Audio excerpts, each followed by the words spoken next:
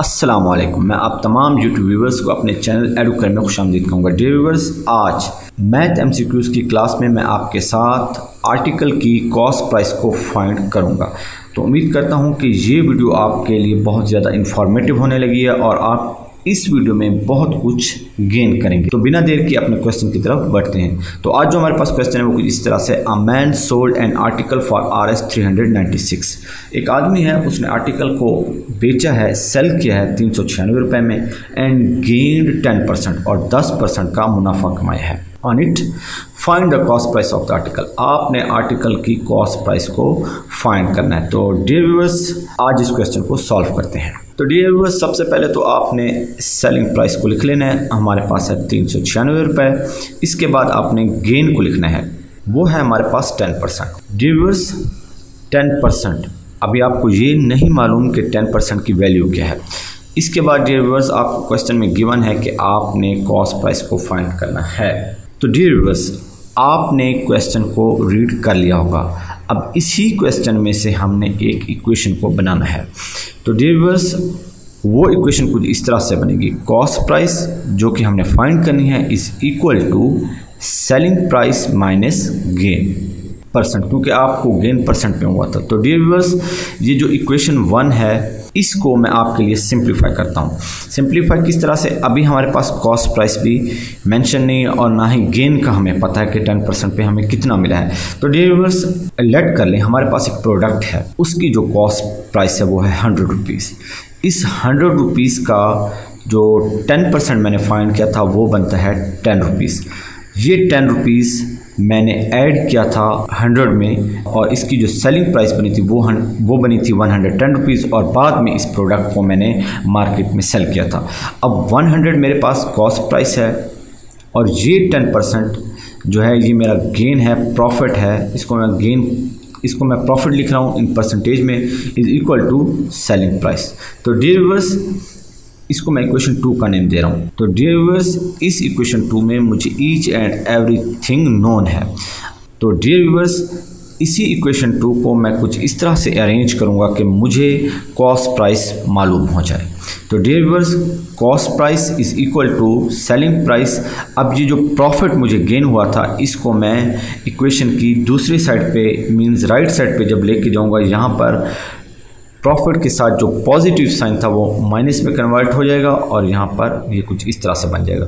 तो dear viewers, cost price assume कर लें कि आपको फ़िलहाल के लिए नोन नहीं है। सेलिंग प्राइस 110 रुपीज़ थी और प्रॉफिट जो आपको मिला था कॉस्ट प्राइस पे वो 10 रुपीज़ था। जब 110 में से मैंने 10 माइनस किया तो ये बना 100।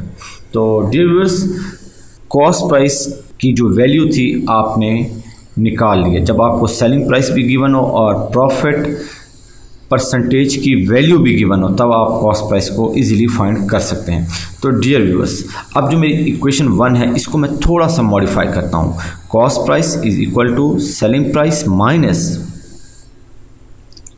Gain percentage of cost price, क्योंकि आपने यहाँ पर भी गेन जो था वो कॉस्ट प्राइस में से फाइंड किया था।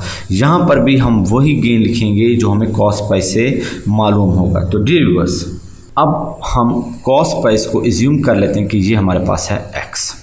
तो अब हम कॉस्ट प्राइस की जगह x लिखेंगे। x is equal to selling price minus, हमारे पास गेन कितना था, 10% था, 10% ऑफ x, क्योंकि हमारे पास कॉस्ट प्राइस जो थी वो x थी। तो डियर व्यूअर्स, अब आप ज़रा देखिएगा, x is equal to selling price minus. तो डियर व्यूअर्स, ये जो 10% है ये हमारे पास इंफॉर्मेशन परसेंट में आ रही है। अब मैं इसको डेसिमल में कन्वर्ट करूँगा। जब मैं इसको डेसिमल में कन्वर्ट करता हूँ तो ये मेरे पास आती है 0.1x। अब आपने क्या करना है कि इस x को इक्वेशन की लेफ़्ट साइड पे ले जाना है। x plus 0.1 x is equal to selling price. तो dear viewers, x plus 0.1 x इसको आपने ऐड कर लेना है, क्योंकि आपको पता है कि वेरिएबल्स की पावर अगर सेम हो तो आप इनके साथ जो वैल्यूज़ अटैच्ड हैं, जो नंबर अटैच हैं, इनको आप जमा कर सकते हैं। तो ये मेरे पास बन गया 1.1 x is equal to selling price. तो डियर व्यूअर्स, अब x is equal to selling price, fraction यानी कि डिनोमिनेटर के नीचे आप लिखेंगे 1.1। तो dear viewers, x is equal to, अब आपके पास सेलिंग प्राइस क्या है 396, फ्रैक्शन के नीचे आप लिखेंगे 1.1 इज़ इक्वल टू, जब आप 396 को 1.1 पर डिवाइड करेंगे तो आपके पास आंसर आएगा 360।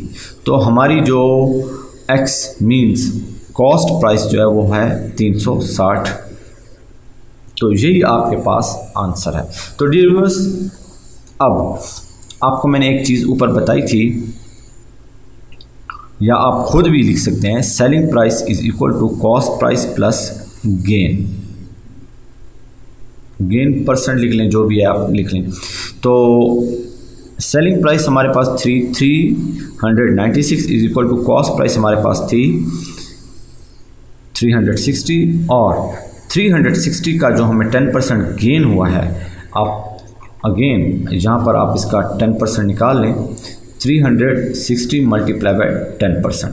अब आप देखते हैं इस सिफर को इस सिफर से काट दिया और इस सिफर को मैंने इससे काट दिया तो 36 बनता है, और 10% 36 बना, और जब मैंने इसको ऐड किया तो मेरे पास आंसर आ गया है 396।